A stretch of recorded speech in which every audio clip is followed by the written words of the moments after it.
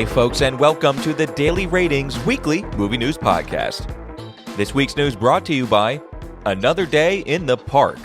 Yes, let's start with some sequel talks. First, Jurassic World, since we're coming off a very good box office run for Rebirth.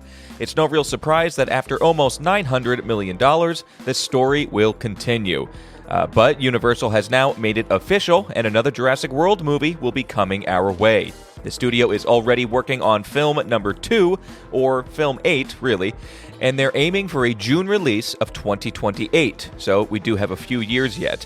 And although no plot details are set, or at least released, Scarlett Johansson will be returning as the lead with her special ops character, Zoe Bennett.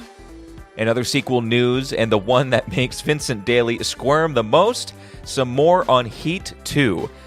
We have been giving updates all year on this thing, the delays, the will they, won't they, but it seems to really be solidifying now. So Heat 2 will definitely be happening over at Warner Bros. The cast ensemble is described as, quote, an all-timer, and one of the leads in the film will indeed be Leonardo DiCaprio. Others, still heavily rumored, will be Adam Driver and Austin Butler joining the cast, with more surprises to be announced soon. The script is apparently very good, and it has the full support of Pam Abdy and Mike DeLuca over at Warner Brothers. First, Michael Mann was eyeing a $150 million budget, but that, though, has now ballooned to possibly over $200 million.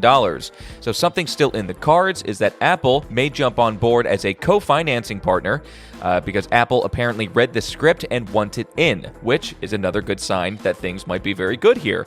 So we'll see. Big updates are to come, but all these players and signs point to a potentially very good second Heat movie. And for the sake of many, let's hope that it is. Studio A24 has won the battle for the rights to Texas Chainsaw Massacre after a major bidding war that we reported on a couple months back has come to a close. A24, along with the creative pitch from director JT Mollner, will be bringing Leatherface back again. Another element to this is an undisclosed creative role with Glenn Powell. So it sounds like Mollner, who directed a Tom Daly-winning film Strange Darling, and the current acting darling Glenn Powell will have a lot of control on the direction of the franchise, with A24 giving full support and backing for their ideas. I'm sure some projects will move fast and just be fast-tracked, so we will keep you updated as more news comes out. Staying in the franchise lane here, Toy Story, and Pixar's director, writer, producer, Andrew Stanton, would love to keep the Toy Stories coming.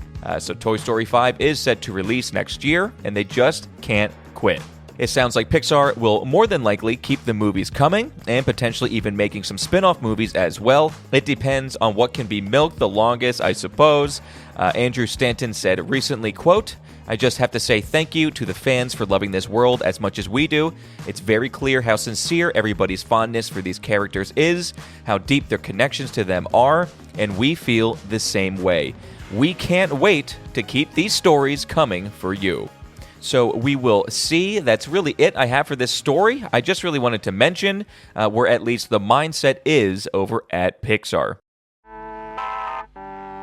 The last thing I have here is just a biopic announcement.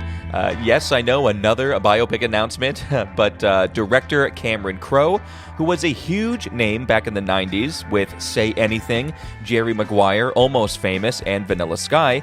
He's been pretty quiet lately, with not such great pictures coming out in the last 20 years, but he has been hard at work on a Joni Mitchell biopic. It remains in pre-production, but actress Anya Taylor-Joy is in talks to play Joni Mitchell, which, as far as looks go, could totally work. Crowe actually first interviewed Mitchell back in 1979 while he was working for Rolling Stone, and the two have remained close friends. In fact, the two of them have been collaborating on the script together for the past 3 years.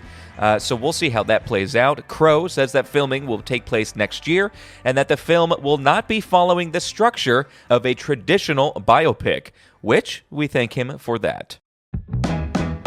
Let's jump on over to the box office for this past weekend. So, fifth highest grossing film this weekend was, in fact, the re-release of Toy Story. That made $3.4 million. Fourth was the newly released The Long Walk with $11.7 million. Third was Downton Abbey, the grand finale, with $18.1 million.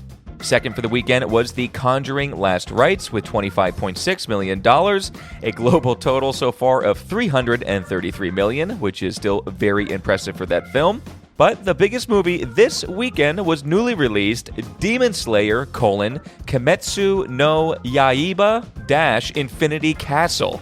Yep, just like last week's absolute surprise of The Conjuring, this week had another shocker as well. So, Demon Slayer: Kimetsu no Yaiba - Infinity Castle made $70.6 million for the U.S. release.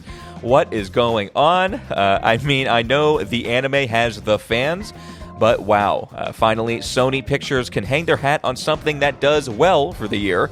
And this film so far globally sits at $354 million for that anime. Very, very good. So, coming up this Thursday, Vincent Daly will be watching, rating, and reviewing. Well, kind of nothing, technically. So we are actually going to be sitting down, and Vin and I are going to be talking about the movies coming out for the rest of the year. The news for the past 3 weeks has been crazy heavy on the major film festivals, and there are dozens and dozens of films being written about in one way or another. So we want to set our feet, we want to do some homework and break things down where we can wrap our hands around what we care about and what we think you'll care about as the award season buzz movies come out. The next few months will be packed with blockbusters, critically praised indie films, and movies with some great performances. So we are excited to get into all of that on Thursday's show. But that's it for your weekly movie news here. We'll leave you today with a quote from an actress, Scarlett Johansson. "Chickens scare me, and I don't like them. They seem a little floppy or something."